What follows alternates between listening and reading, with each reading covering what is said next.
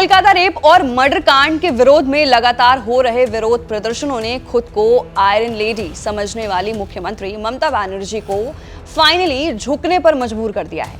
CM ने rape और murder case में लीपापोती करने वाले कोलकाता के पुलिस कमिश्नर विनीत गोयल और डिप्टी कमिश्नर यानी नॉर्थ समेत 4 अफसरों को हटा दिया है। एक्शन के दायरे वालों में स्वास्थ्य विभाग से जुड़े 2 अफसर भी शामिल हैं। सीएम के इस फैसले का प्रदर्शनकारी जूनियर डॉक्टर्स ने स्वागत भी किया है। हालांकि उन्होंने धरना वापस नहीं लिया है। जूनियर डॉक्टर्स का कहना है कि जब तक वादे पूरे नहीं किए जाते, हम यहां स्वास्थ्य विभाग मुख्यालय पर हड़ताल और प्रदर्शन जारी रखेंगे। प्रदर्शनकारियों का कहना है कि अब भी उनकी कई महत्वपूर्ण मांगे नहीं मानी गई हैं। दूसरी ओर ममता बनर्जी समझती हैं कि उन्होंने हड़ताली डॉक्टर्स की बात मानकर पश्चिम बंगाल की जनता का दिल जीत लिया है। हालांकि उन्होंने धरना वापस नहीं लिया है। अब सवाल ये उठता है कि क्या कोलकाता पुलिस कमिश्नर पर कार्रवाई करके सीएम बनर्जी ने इस मामले में अपने दामन पर लगे सभी छींटों को धो लिया है? आइए इस सवाल का जवाब ढूंढने की कोशिश करते हैं। पहले आरजी करके प्रिंसिपल को हटाने में देरी हुई। अब सीपी के मामले में भी कोलकाता रेप मर्डर में सीपी को हटाने के बावजूद ममता बनर्जी को ऐसे आरोपों से पीछा नहीं छूटेगा, क्योंकि उन्होंने सीपी विनीत गोयल को बचाने के लिए एड़ी चोटी की जोड़ लगा दी, पर हड़ताली डॉक्टर्स अड़े रहे। यही नहीं, इसके पहले आरजी करके प्रिंसिपल को भी बचाने की कोशिश सीएम की ओर से की गई है। घटना के तुरंत बाद उन्हें दूसरे कॉलेज की जिम्मेदारी देकर उन्हें बचाने के लिए सेफ पैसेज दिया गया। हालांकि जबकि सीबीआई ने अब उन पर भ्रष्टाचार के साथ रेप और हत्याकांड के सबूत मिटाने का भी मामला दर्ज किया है। जाहिर है कि सीपी को भी बचाने की कोशिश हुई है। सरकार को उन पर भी सबूत मिटाने का मामला दर्ज करना चाहिए था।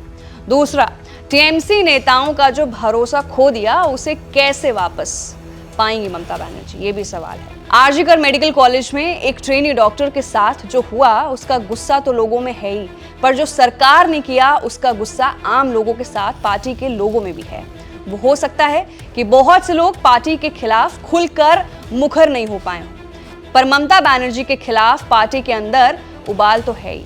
हालांकि कुछ नेताओं ने खुलकर ममता को आईना दिखाने की कोशिश की, पर ऐसे लोग बहुत कम हैं। यही नहीं, भतीजे अभिषेक बनर्जी भी सरकार से इस मुद्दे पर खफा बताए जा रहे थे। तीसरा सवाल, टीएमसी की महिला विधायकों से भी इस केस को लेकर सरकार के प्रति रोष है। मुख्यमंत्री ममता बनर्जी के कोलकाता रेप और मर्डर केस में आम लोगों से माफी मांगने और डॉक्टरों से संपर्क करने के बाद इंडियन एक्सप्रेस अखबार ने पार्टी की सभी 35 महिला विधायकों से संपर्क किया है। अखबार ने इस मुद्दे पर सरकार की लापरवाही के बारे में बात की है। अखबार का मकसद था कि इस बात का पता लगाया जा सके कि टीएमसी के भीतर क्या चल रहा है। खासकर 8 सितंबर को सांसद जवाहर सरकार के इस्तीफे के बाद पार्टी में माहौल क्या है। इस बातचीत में जो भी बात सामने आई वो थी कि पार्टी की सभी महिला विधायक मुख्यमंत्री ममता के पीछे उनके समर्थन में खड़ी हैं, पर सभी इस बात पर एक मत थी कि जनता का गुस्सा जायज है। इसका साफ मतलब है कि ये विधायक सरकार को कटघरे में खड़ी कर रही है।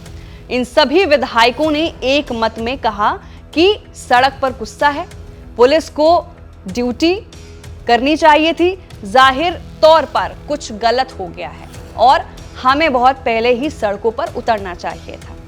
चौथा सवाल, स्वास्थ्य सचिव को हटाने में संकोच से संदेह जो बढ़ा रहा। सीएम ममता ने चिकित्सा शिक्षा निदेशक यानी डीएमई और स्वास्थ्य सेवा निदेशक यानी डीएचएस के अलावा डिप्टी कमिश्नर को भी हटाने का ऐलान किया है। सीएम ने कहा कि हम सुप्रीम कोर्ट में सुनवाई के बाद मंगलवार शाम 4 बजे के बाद नए पुलिस कमिश्नर के नाम की घोषणा करेंगे।